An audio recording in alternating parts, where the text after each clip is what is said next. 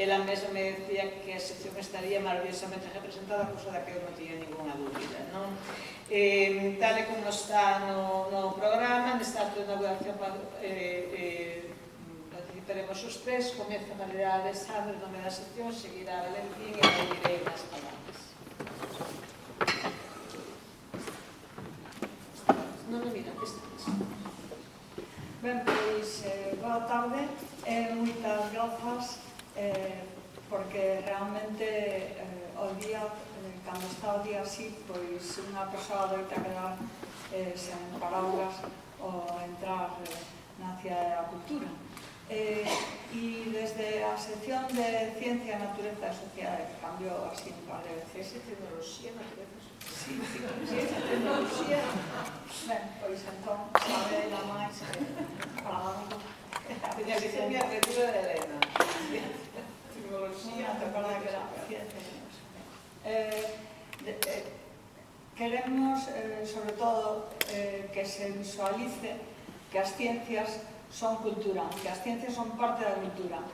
En varios aspectos. Por unha banda, dentro da Consello da Cultura Galega xa hai moito tempo que está esta comisión, con nome variable, pero dedicada a todas as cuestións científicas que teñen que ver co ensino e das que a divulgación forma unha parte importante. E que estea iso, pois, quere decir que desde hai moitos anos xa no Consello, creo que foi, se non me equivoco, na época de Carlos Casares, cando se crearon esas seccións, hai unha idea clara de que a cultura galega tamén ten que incluir todo o que é a ciencia e, por tanto, pois a relevancia que ten que a ciencia se faga en galego, tanto o que é o traballo pois sino das ciencias como o que é o traballo da divulgación, que é o que especificamente nos ocupa hoxe. Bueno, o premio que me deron é por investigación, eu realmente de divulgación fixe en algo, pero vamos, é pola outra parte, eu teño varias vidas, o sea que a veces é un lío e se mesturan unha con outra. Entón, para a sección, esta é a idea importante, o sea, tanto aquí en que se va a ver, pois, hai todo. Nunca se pode dicir toda a xente que está traballando nesto en Galicia, pero a moi grande parte da xente que está traballando en divulgación científica en Galicia están aquí, tamén unha variedade de sitios, porque desde as asociacións astronómicas hasta a Axencia Espacial Nosa, pois digamos que no medio, e moitas desas persoas, ademais, son xente que ten un perfil importante tamén fora de Galicia, que son recoñecidos por premios e como persoas expertas da divulgación. Por tanto, pois, é un orgullo que fagan esa divulgación en galego. E eu creo que nada máis, porque esta é a idea fundamental. Moitas gracias. Buenos días, boa tarde xa a todos e a todas, a presidenta do Consello da Cultura, a representante da Comisión de Ciencia, Innovación e Tecnología, presidenta da Contenol, técnicos e técnicas de la organización lingüística, coordinadoras de equipos de organización lingüística, docentes e todo tipo de operadores, tanto do ámbito da ciencia como do ámbito da lingua, da cultura en xeral, que hoxe nos achegades a abertura dos encontros que se centran, tal como di no propio preámbulo do programa, por primeira vez en exclusiva no ámbito da ciencia. Todos e todas sabemos que estamos nesta sala, sabemos que a ciencia e a tecnoloxía, en definitiva, falando nun sentido moi amplo, é un dos eidos máis negados históricamente á lingua galega, igual que hai outros, como pode ser a Administración de Xustiza, por exemplo, onde sempre parece que tivemos especialmente máis difícil. As causas son múltiples, son moitas, pode ser a innovación do coñecemento que se produce nestes campos, pode ser tamén a necesidade dunha linguaxe específica, de especialidade, que non todo o mundo ten a facilidade ou a posibilidade de manexar, e tamén a preponderancia, moitas veces, digamos así, das grandes linguas do mundo, a linguas como o inglés, como o propio castelán, que teñen un peso e unha tradición moi acentuada neste ámbito. Isto non quere dicir que nos últimos anos, nas últimas décadas, se fosen producindo avances e que o galego teña presenza cada vez máis ou cada vez en distintos ámbitos de especialidade, cun peso específico e cunha motivación clara. Evidentemente, atopándolo sempre co mundo da comunicación e das novas tecnoloxías, co ámbito informático, co mundo tamén das revistas especializadas, das puntuacións, dos créditos que van dando cada un dos artigos publicados. Isto fai que tanto na universidade, como no ensino secundario, como no ensino primario, condiciona as cousas. E disto hai que falar. Hai que falar sen un tipo tampouco de compromisos ahora de establecer, estou seguro, que vai sair o texto relacionantes que ten tamén o decreto 79/2010 do chamado plurilingüismo, e hai moitas cousas das que hai que falar, das que se poden debater e que se poden poñer sobre a mesa. Isto non quere dicir, como digo, que nos últimos tempos figuras como a de Domingo Fontán, estou vendo aquí unha unidade didáctica que publicamos hai pouco, a publicación dos elementos químicos en galego, a recentísima publicación da tabla periódica tamén galego coincidindo co seu aniversario, pois nos deben a dar pasos que afiancen, que faciliten e que poñan ao dispor da comunidade educativa, da comunidade científica, unha lingua que é tan válida, como acaba de decir agora Marilar, e que non fai falta resaltarlo aquí, porque todos e todas estamos convencidas disto, tan válida como unha que era outra para facer ciencia. A Secretaría de Política Lingüística, en colaboración, neste caso, coa Consejo da Cultura Galega, que pon en marcha dunha forma tan eficiente e xa tan consolidada estes encontros, pois non temos outra que apoiar e parabenizar o Consello por dar este paso de sair moitas veces deses entornos máis culturais, máis marcadamente humanísticos, para avanzar no mundo da ciencia. Por a nosa parte, pois todo o apoio e a colaboración. Estamos seguros de que estas xornadas con este ambicioso programa que hoxe se presenta e que, como di Marilar, onde hai clientes e participantes nestas mesas redondas, onde se vai abarcar e se vai falar de moitos aspectos moi distintos deste fin que nos trae aquí, que é a lingua galega no ámbito científico, e que a partir de aí poderemos administracións, institutos de investigación, científicos, docentes, alumnos e alumnas, técnicos de normalización, pois poder avanzar, poder ter ideas máis oxigenadas sobre como implementar eses esforzos para que o galego cada vez tenha máis presenza no mundo da ciencia. Por tanto, presidenta, ademais, membro do Consello da Cultura, a nosa colaboración vai sempre por diante e que comecen xa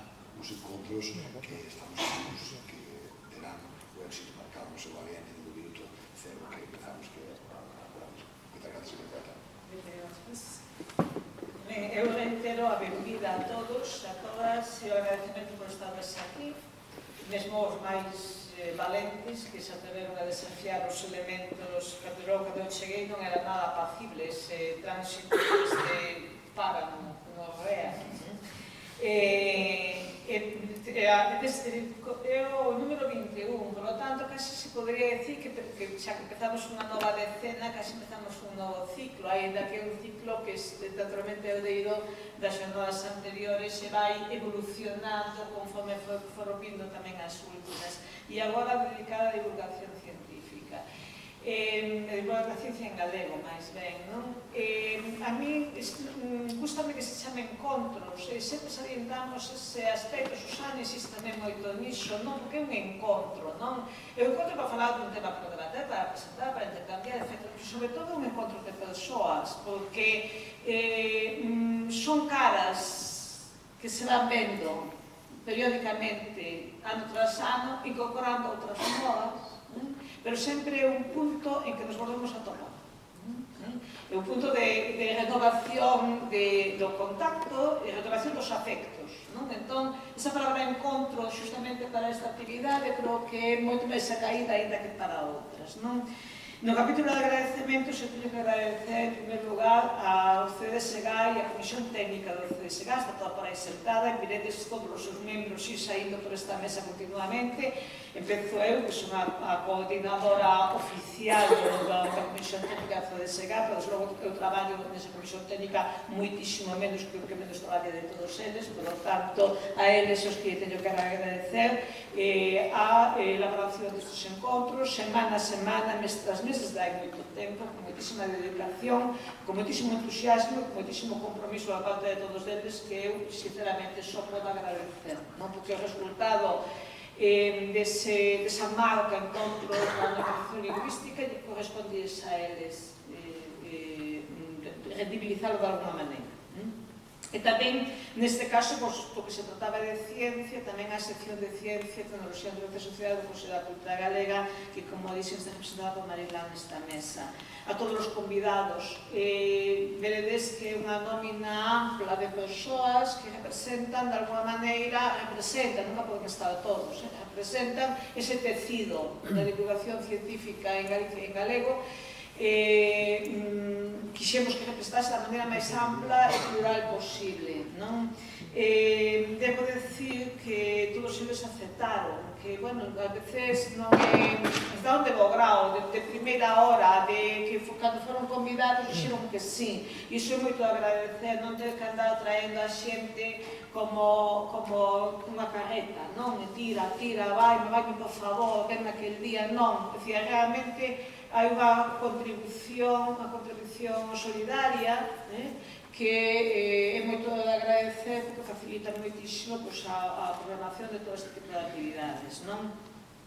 A Secretaría Xeral de Política Lingüística, que representada por Valentín, que sempre apoia estes encontros, porque ao fin e ao cabo fanse tamén o abeiro do convenio que nós temos asinado desde hai moitos anos que a Secretaría Xeral de Política Lingüística. E, por suposto, a Cidade da Cultura que nos apoie, porque veredes que nestes encontros hai unha componente máis tecnolóxica que nos sería imposible atender desde o Consello da Cultura Galega con o tipo de instalacións que temos e co que dá de si o noso espazo de que dispoñemos para celebrar unha xornada deste tipo, non? Lingua e ciencia, claro, isto merecía moitas abordaxes diferentes e seguramente ser obxecto de este e outros encontros máis, non?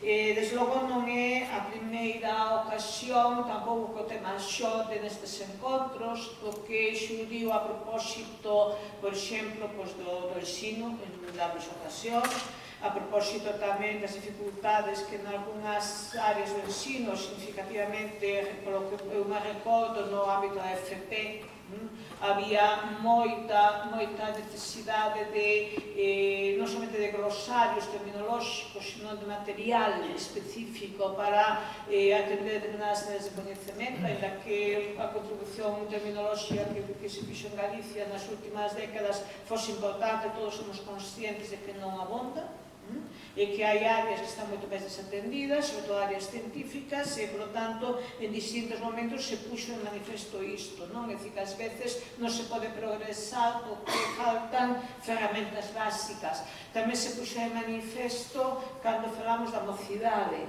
non? De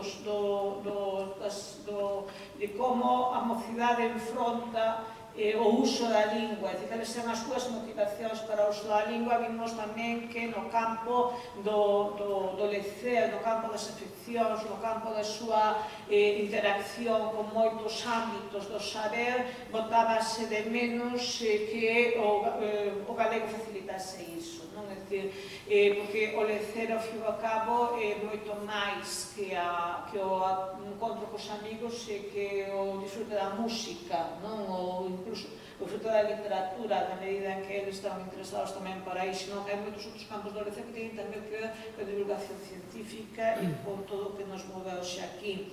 Ou cando falamos da visibilización da lingua nuns ou noutros ámbitos, sexa no ensino ou fora dele, pois sempre batemos tamén con que a visibilización da lingua non é o mesmo en determinados ámbitos da cultura que noutros, non? Desde logo xa entramos en campos de cultura tecnolóxica, cultura científica, pois vemos que a lingua se visibiliza aí moito menos que noutros campos, etc.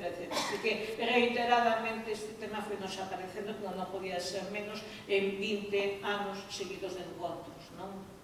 Pero tamén no ámbito xeral do Consello da Cultura, Meira decía, eu creo que foi na época de Carlos Casares, cando se fundou a sección, eu non o sabería decir, porque as seccións foron moi cambiantes. Si podo decir que na propia lei de creación do Consello da Cultura, por tanto, os propios relatores, o sea, cando os relatores do Estatuto pensaron en un organismo que fosse o Consello da Cultura e cando inmediatamente se desenvolveu a lei no ano 83, xa no preámbulo decíase que a cultura todo aquilo que afecta a vida das xentes e dos povos, non? E que a comunidade nunca estaría completa se non se divulgase os avances do coñecemento e avances do saber, porque, definitivamente, decimos sempre, a ciencia non é tanta, a investigación non vale moito se logo non se divulga, se logo non pasa realmente a influir sobre a vida das persoas, non? Entón, desde ese momento, desde a propia creación, o Consello da Cultura tivo claro que cultura era tamén a cultura científica, a cultura humanística, e ao longo de todos estes anos, desde o ano 83 que se creou, pois eso foi algo que nunca aplicou, todo o contrario. O que si é certo é que ano tras ano, non só a propia sociedade foi comprendendo que esa era a realidade, que cultura tamén era iso, por tanto hai moita máis receptividade a nosa proposta, sino que o propio Consello foi ano tras ano tamén alimentando de maneira máis intensa esa vía de cultura científica e tecnolóxica, non? Entón, o que nos move neste caso para este tema é non somente o noso propio mandato, de que temos ocupados tamén desa cultura, sino esa programación que é continua. Por citar únicamente as últimas semanas, non hai nada, andábamos coa táboa periódica dos elementos, celebrando justamente que este é o ano da química, justamente por iso,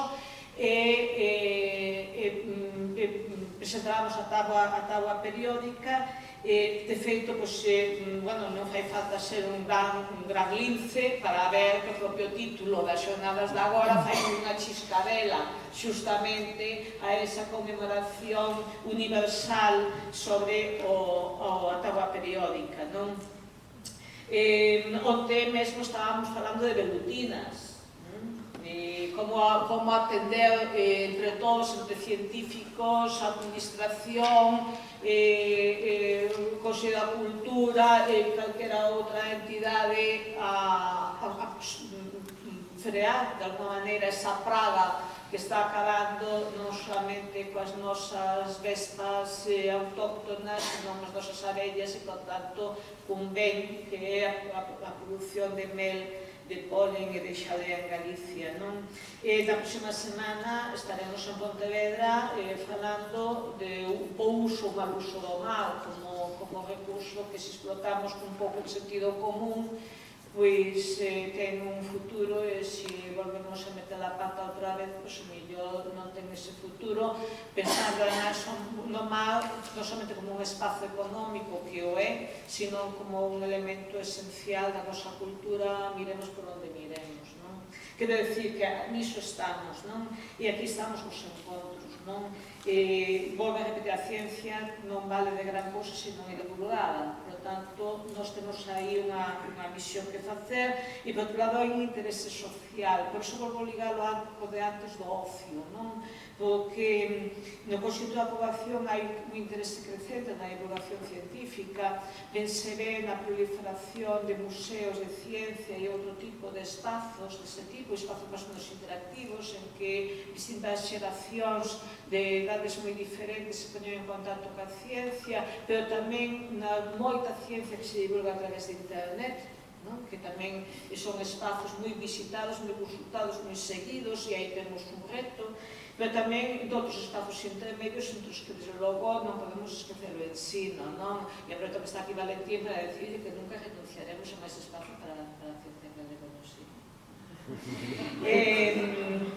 Como novidades así un pouco deste ano, eu quería referirme a algo que xa tampouco é tanta novidade, pero sí que para nós son como novos pasos adiante. Un deles é o proxector, Xa sabedes, o proxector é algo que o proxecto xa non é de agora, o proxecto que o Servicio non mencionou Educación Lingüística da Universidade de Santiago de Compostela tiña en rede desde hai moitos anos xa como un servizo para proveer a cidadanía en xeral e os docentes en particular de vídeos divulgativos de ciencia que pudieran estar en galego ou en portugués, non? Para a súa accesibilidade fácil na aula, non? Por un convenio entre o Consello e eles, vimos iniciar unha nova etapa na que o proxector estará a disposición ou ben entrando a través do servizo ou ben entrando a través do Consello da Cultura para disponibilizar eses vídeos de maneira que teña moita máis facilidade de acceso, que ademais eses vídeos se están incrementando, xa desde que unimos esforzos xa se incrementou nun número superior, a veces con medios propios do propio Consello. Por certo, facemos un chamamento a todos para que nos axudedes a incrementar o máis posible esa relación de vídeos. Estamos tamén procedendo desde o Consello a subtitular vídeos que poden estar en outras linguas que pode ser de interés, etc. Por tanto, abrimos hoxe, en realidade, abrimos tamén unha nova etapa para o proxecto que creemos que pode ser unha ferramenta moi interesante na divulgación científica a todos os niveis, insisto, de unha maneira especialmente interesante, creo que para o ensino, non? E a outra é que temos de novo unha artesa.